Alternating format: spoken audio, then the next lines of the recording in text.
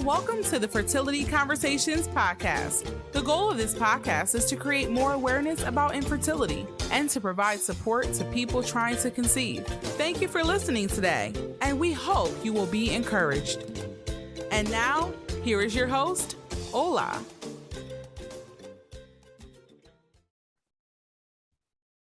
Welcome to another episode of Fertility Conversations. Today we are joined by a lovely guest, Meg Faith.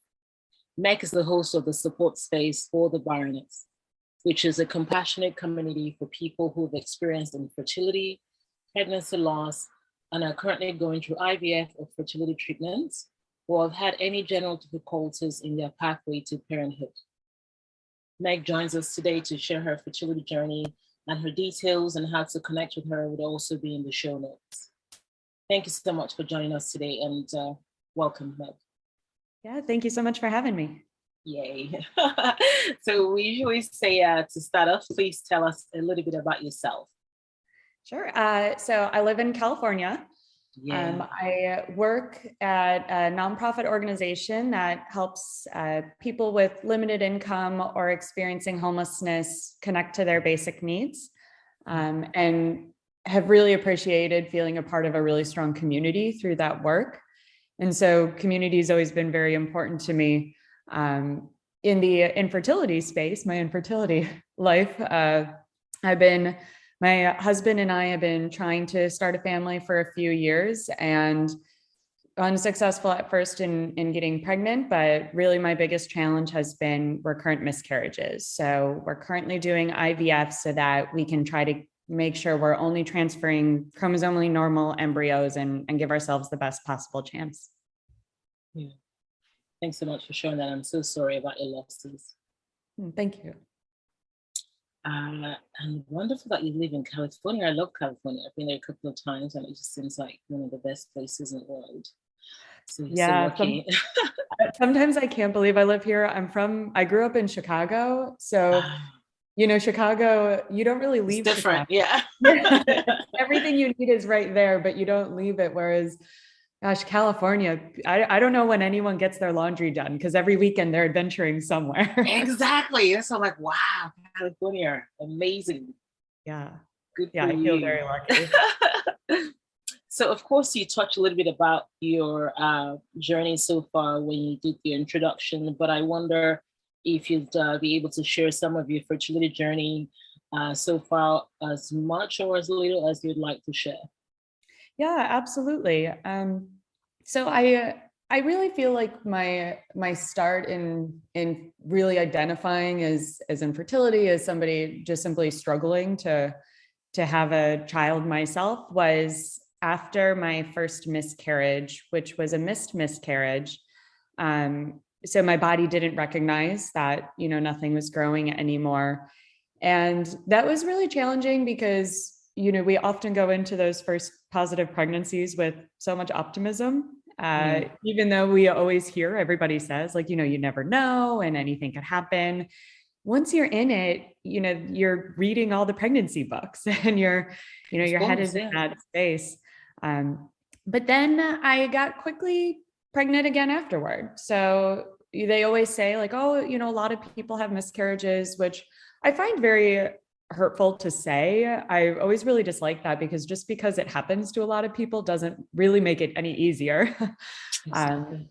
But we then lost that pregnancy. And then it happened again. And at least in the United States, you typically can't see a specialist or get insurance coverage to see a specialist until you've been trying for a certain amount of time or had so many losses. So once I had my third miscarriage, I became eligible to actually really explore what was going on, which is also a bit unfair because I knew something was going on earlier.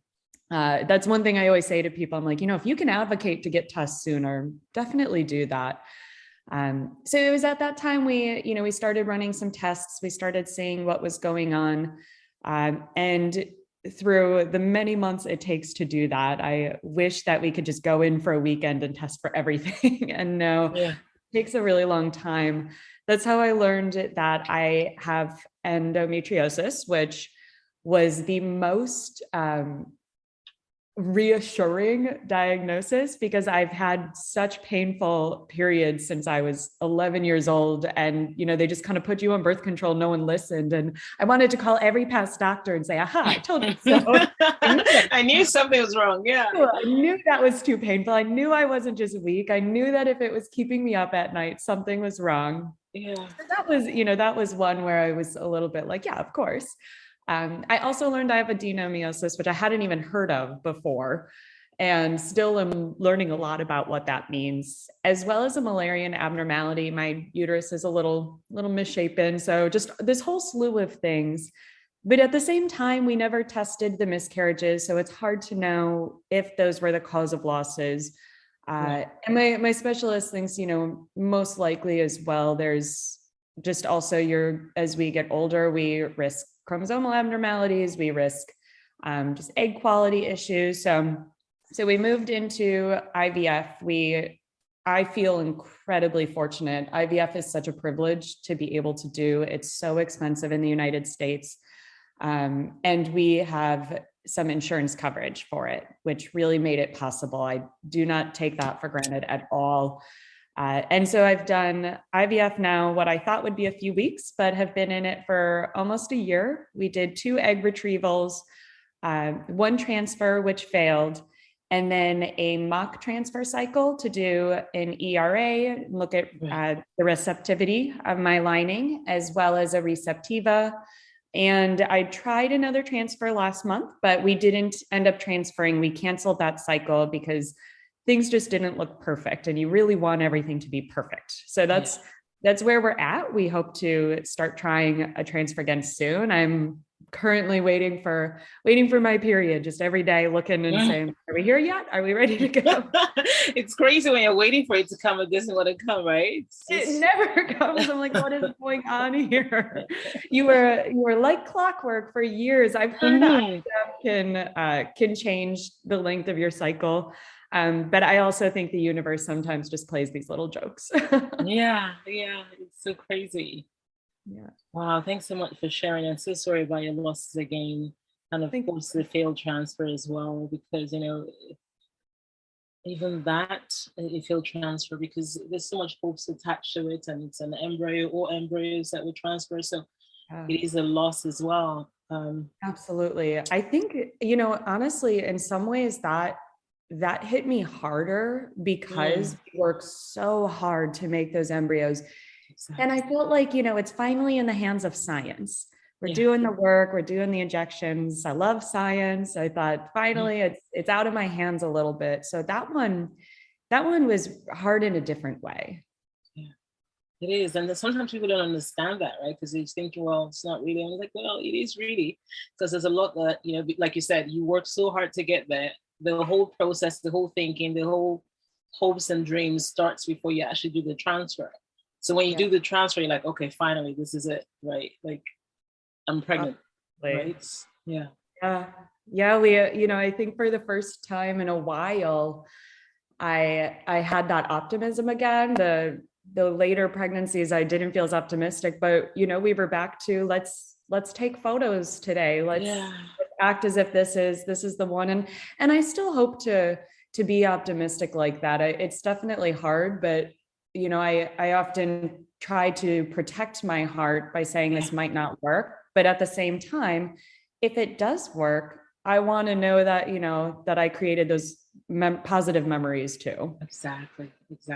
And that's it's so hard to find that perfect combination, right? Or balance rather, because like you said, you're protecting yourself, but you also want those memories just in case, right?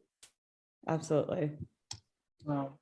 And you've mentioned that of course you've had quite a few losses, and it's how you, as you highlighted in the States, you kind of had to experience 3 losses before people want further testing, which I've heard as well in a couple of other countries. And I just think it's crazy that we need to wait to that point if something could have been perhaps fixed much earlier. Yeah, I totally agree. It seems to me to be, I often say to people, like, infertility and pregnancy loss is a symptom of something medical going on. And we just don't know what that is. And yet it seems to be the only medical condition where you can have this very serious loss, this physical loss. And then they say, well, let's wait and see if it happens 2 more times. Yeah, like seriously? Yeah. You don't even need to go through that once. Talk less of 2 more times just to be sure. Like, absolutely. Wow. Like all of our other organs, we check right away. If something is wrong with any other organ, they'll check. But when it's our uterus, they're like, well, let's wait and see. Yeah, it's crazy. I hope things do change. And with all your advocacy work and everything happening in the community, I hope that, changes happen, positive changes, and things get much better for the younger generation, for sure. I hope so too. And with the losses, and I have experienced multiple losses, and I know that it's very difficult. How have you? Well, what would you say has helped you through those losses? It's a tough question to answer because some days I feel like I have found things that really help, but as much as we all find what helps, I do try to make sure people know, admittedly, I have days that are just going to be really hard. And I know, I will just be driving and suddenly feel very blue, and there's no rhyme or reason to it. I just all of a sudden just feel really down. And it's usually those moments where I realize, this is just, it feels unfair to be going through this. It's so hard. It's so tiring. And so I try to allow those feelings, because what I've realized is I will have periods where I feel really down, but I've always then later felt better some days. So when I get to a period that I'm feeling really down, I remind myself, I can feel this. I can let these feelings happen, knowing that it's not permanent. None of this will last forever. Even IVF can't go on forever, no matter which. The only guarantee in IVF is that it eventually ends. So I always remind myself of that.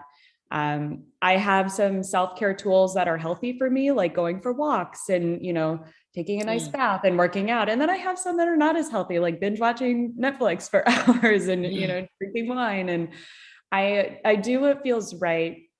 In truth, the biggest change for me has been, it took a long time for me to realize this was even an option, but I stopped trying to make my support network from my existing friends. I stopped trying to think like, okay, I need to get support from the people I already know. And I started saying, how do I find support from people that have been through this or are going through it? Because they're really the only ones that will understand. I have such wonderful people in my life, but they couldn't really understand that pain. So that's when I started the For the Barrenness blog and started sharing on Instagram and connecting to people.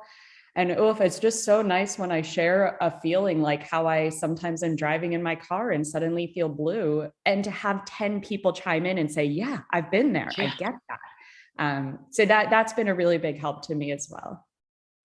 That's amazing. And thank you so much for sharing that. Because like you said, if you haven't experienced it, no matter how amazing you are, you just wouldn't get it. Yeah. And it's not because you're not trying to be a supportive friend, but it's just an understanding. So having that support and having people that you connect with in the community is so amazing. Absolutely. That you're not alone. And I love that you said, which I said to myself, like, I need to definitely post it and reference that you said this to me today. The only guarantee in IVF is that it eventually ends. Mm-hmm. Yeah. So true. Yeah. And of course, you mentioned how you started your social media page for the Barrenness and how you've now connected with other people. But knowing that losses, pregnancy losses, and infertility as such taboo subjects, right? People don't really want to talk about it. People just want you to somehow deal with it in, somehow within yourself without having to talk too much about it. So I know you mentioned the fact that you've now connected with people through your page, but why did you decide to start speaking about it and talking about losses, even though it's such a difficult topic? And you sharing the fact that some days are hard, some days are good, so people have a realistic expectation and understanding of what it is. Yeah. It took me a while to share more openly. When I first started the page, I wasn't really intending to share much of myself at all. I was using it as a way to see what others were saying.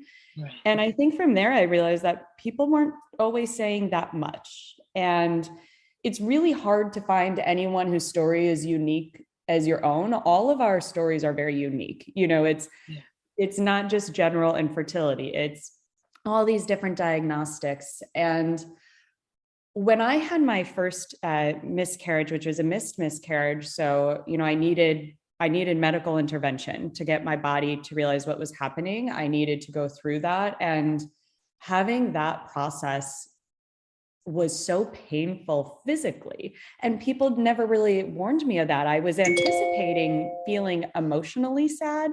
I was anticipating, a few, really, really hard emotional days or weeks.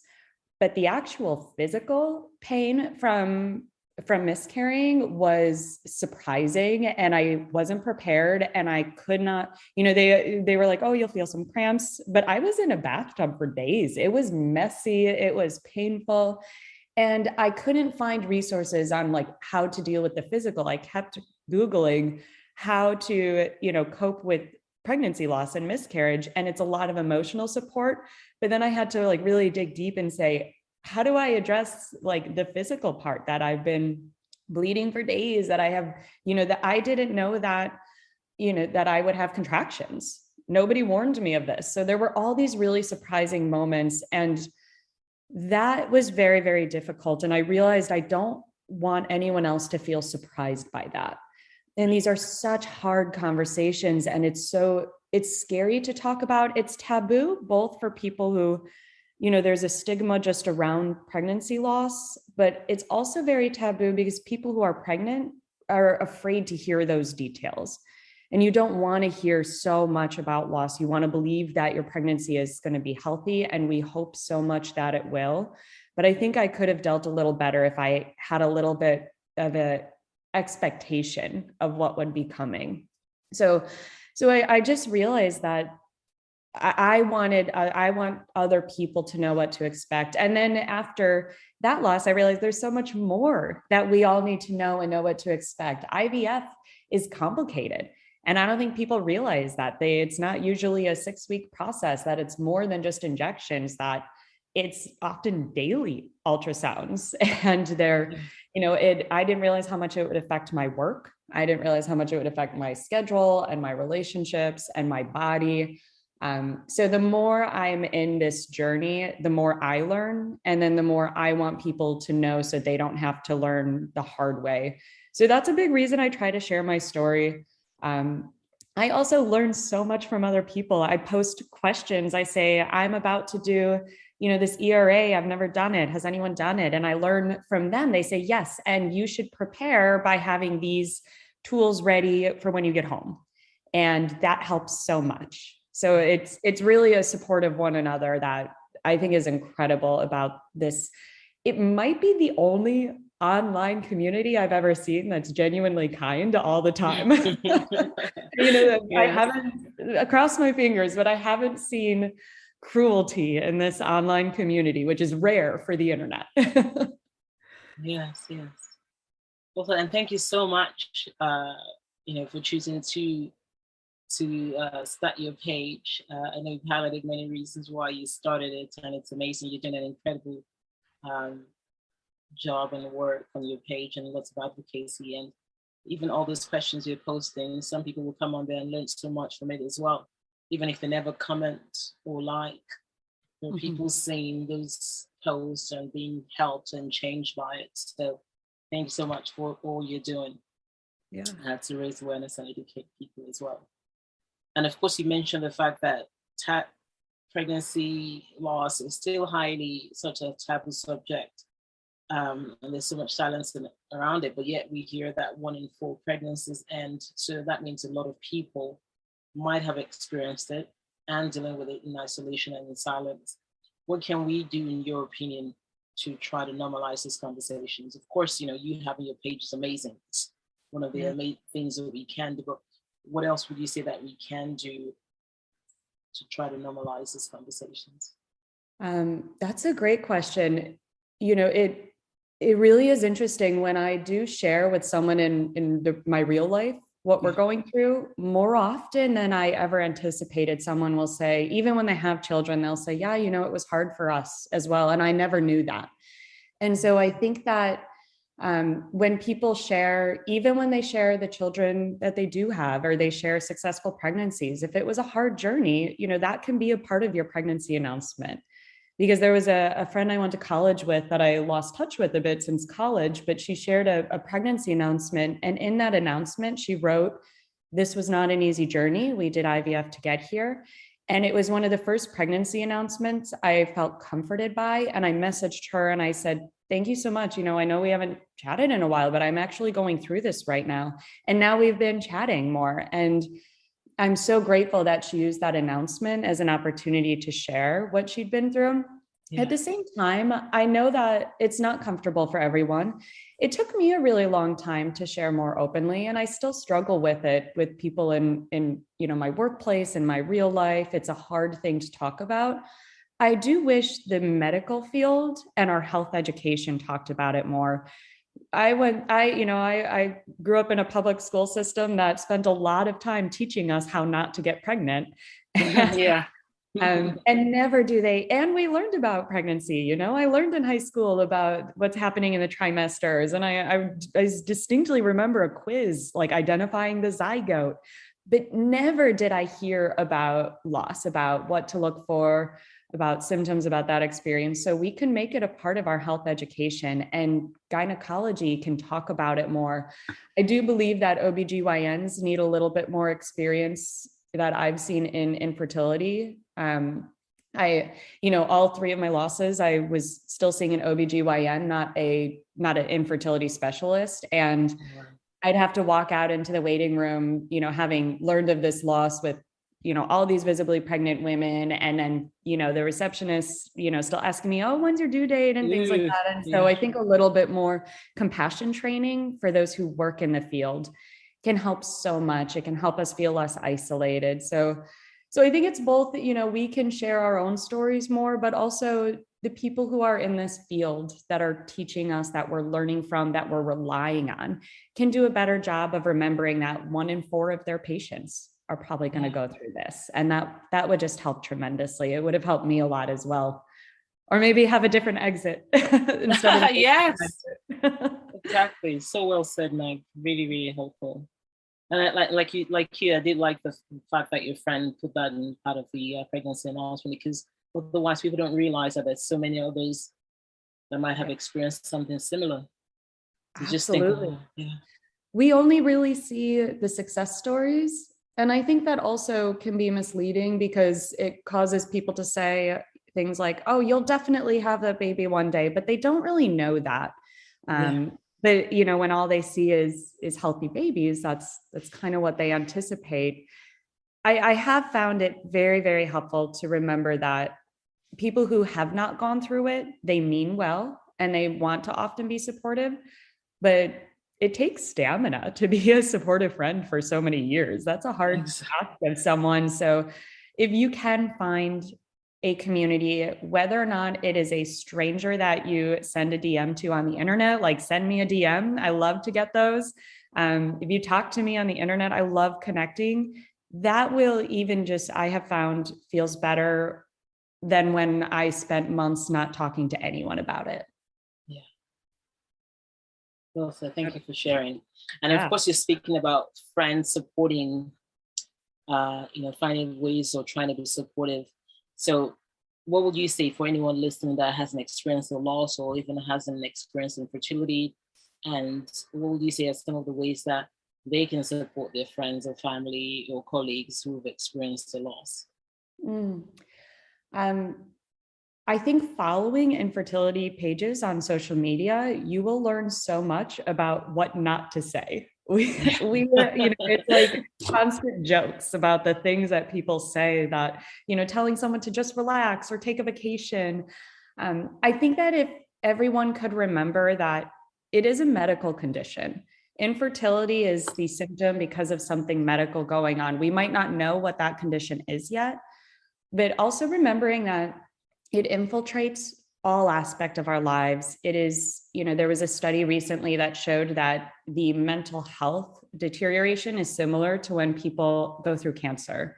And it's just so challenging. And so the best thing that you can really do is not try to, say things like stay positive or anything, but really just hear and listen to someone and be there for them.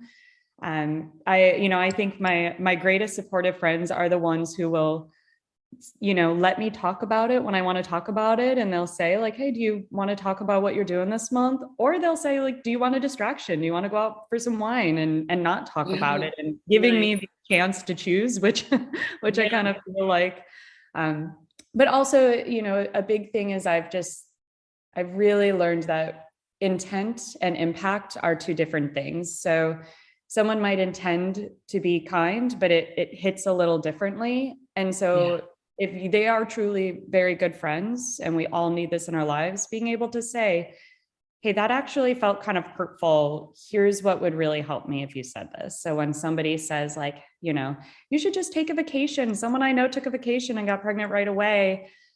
That can feel really hurtful. It implies that our years of medical conditions and it implies that we just haven't relaxed enough. And I promise you, I've, taken vacations before. I'm still pregnant. Someone said to me once, they were like, after years, I got a little drunk one night and my husband and I were pregnant right away. And I was like, I promise you, it's not my wine intake. Yeah. We've definitely done that for sure. Yeah. So, it's really hard to say the right thing. And if a friend says the wrong thing, they don't always, mean to be hurtful. But if you have friends going through this, follow a couple of infertility pages. You will learn so much about what can be helpful. I actually had somebody follow me and send me a message and say, my spouse has been going through this and I just want to learn how to support them better. And that I thought was tremendous. I thought like partner of the year. Yeah. Way to go. Yes, exactly. Because you just never know. And that's such a great idea to follow some different pages than what you usually follow, because then you learn. Absolutely. Yeah, and listening to great podcasts like this, it's so helpful. Yes, definitely. Yeah. Listen more to this a different podcast. I mean, I found podcasts really helpful as well, because I learned so much about different people's journeys and what they experienced and what they tried and explored, because sometimes you just never think about an option until you hear somebody else speak about their own journeys. And then you're like, oh, yeah, I could do that.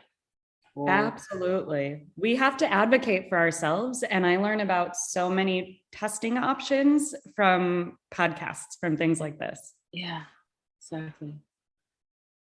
Thank you for sharing.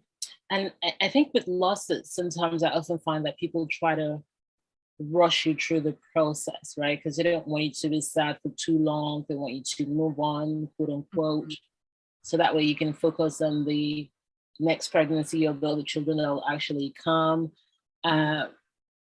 So can you share, in your opinion, some information about the importance of people not rushing you through that process and allowing you the space and time to grieve?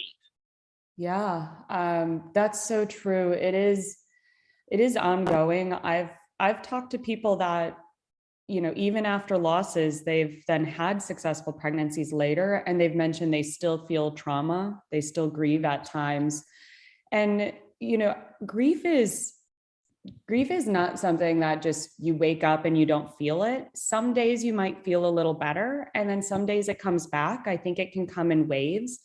I noticed once I was, having a relatively good month. I was feeling more optimistic. We had just started our IVF consultations. So I was feeling like, okay, we were doing something. And a friend mentioned to me, like, oh, it's so great to see you having so much more energy, you feeling so much better. And I got nervous for a second that I kind of said, I'm like, yes, but it might come back. Like, don't just be done with supporting me yet. Next month might feel different. Let's see. Because she was right. It felt so good. It was so wonderful to feel good again. But I knew that it's not just an upward trajectory. Yeah.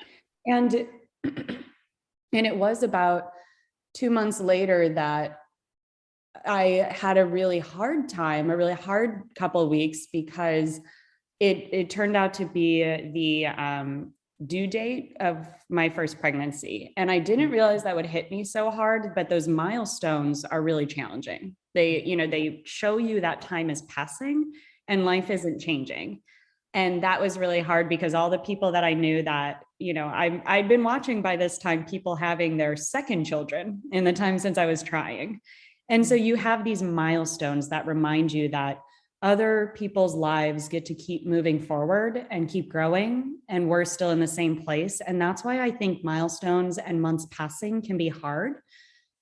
So it is about giving people time to grieve, space to grieve, and then remembering that grief ebbs and flows. And so one day might feel really good, but you still might need to really show someone how much you care and love them at another week. It can come back. Thank you so much for sharing that. I think that's so important for people to understand that. Thank you. And I'd like you to speak maybe more about your community for the Barrenness. For anyone listening, wanting to know more about your community, your support space, and of course, how they can also connect with you and reach out to you. Absolutely. So the website is forthebarrenness.com. I named it that because I just wanted to feel strong, like someone who's royal, regal. Yeah, that sounds but also we are feeling kind of barren. Yeah. So it's for everyone who feels barren at times.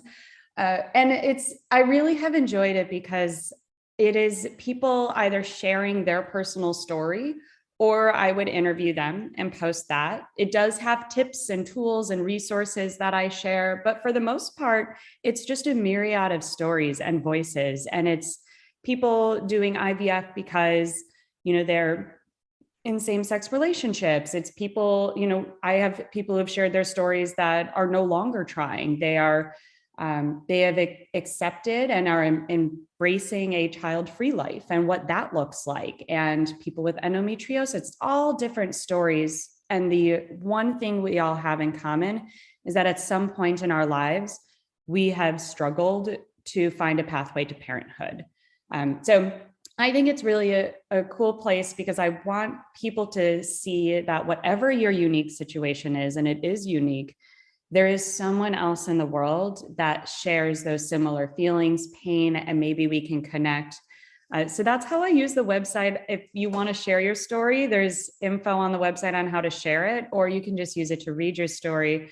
The Instagram, I try to keep a little bit more lighthearted. My love language is creating memes, it seems. So, it's a lot of memes. It's a lot of, I'll make a cartoon about, just some of the absurd circumstances we find ourselves in, as well as just the real feelings we go through and what that might be like.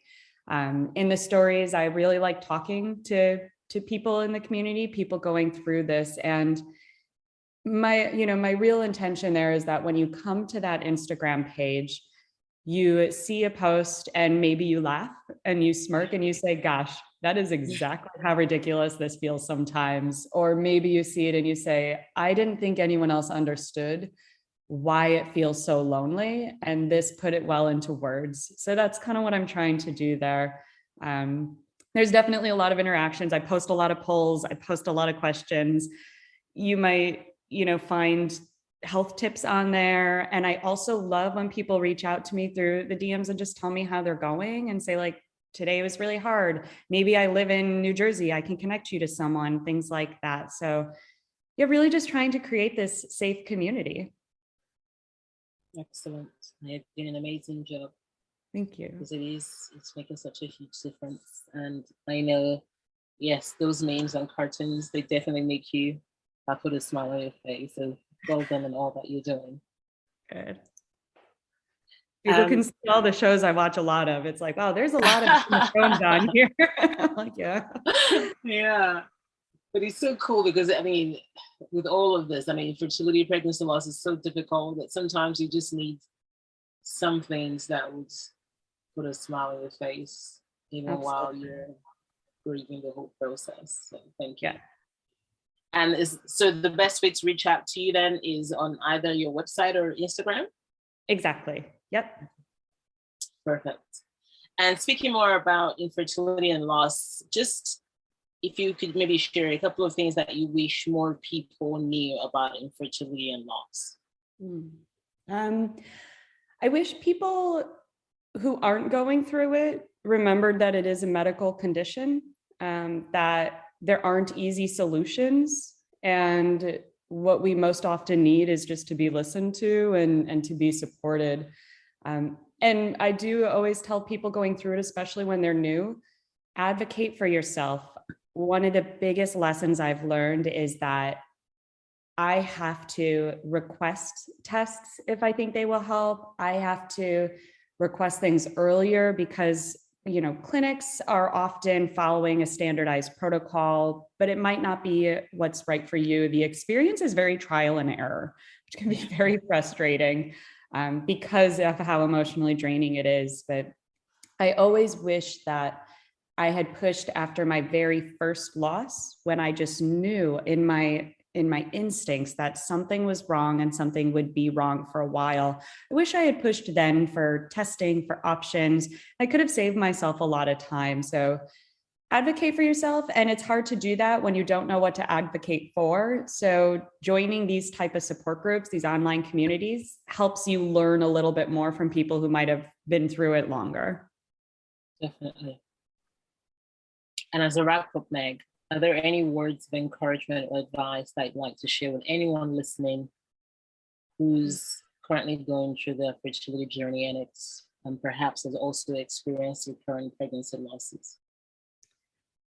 I would just like to validate that your grief and your sadness and why this has started to feel like your whole identity, that's all real and that's all valid feelings. You're not alone in that, but I know that not being alone doesn't make it easier. So I really want to validate the hard days and see you for that and let you know that there are so many people that will hold you and share this with you, and we can share it together. And I do say this to myself a lot. So if it is helpful to anyone else, I hope that it could be. This cannot go on forever. No matter which way it goes, I cannot feel this way forever. We won't be going through this forever. So just remembering that this is a temporary part of my life, and infertility is not my identity. It's just something I'm going through. So that would be my biggest message: is this is not your identity, and this is temporary. Such powerful words. Thank you, Meg. Yeah, thank you. Thank you so much for coming on the show today. I mean, listening to you has just been amazing. I love your page. I love all that you do. But actually speaking to you and listening to all your tips and experience as well has been amazing. And I'm sure that even anyone listening to this episode has been encouraged, has been inspired, has also learned the importance of connecting with others to understand their journeys, but also advocating for themselves. So thank you so much for sharing all that important information. It really does help people to feel less alone. Thank you. Thank you so much for having me. This is great. Thank you for coming on the show. We look forward to having you again in the near future. Thank you. Wonderful. Thanks for joining us this week on the Fertility Conversations podcast. If you enjoyed this podcast, please give us a 5-star rating and subscribe. Follow us on Instagram at Fertility Conversations. If there are any topics you would like to have discussed, please send an email to fertilityconversations@gmail.com. Be sure to tune in next week for our next episode. Thank you again for listening. Take care of yourself and do stay hopeful.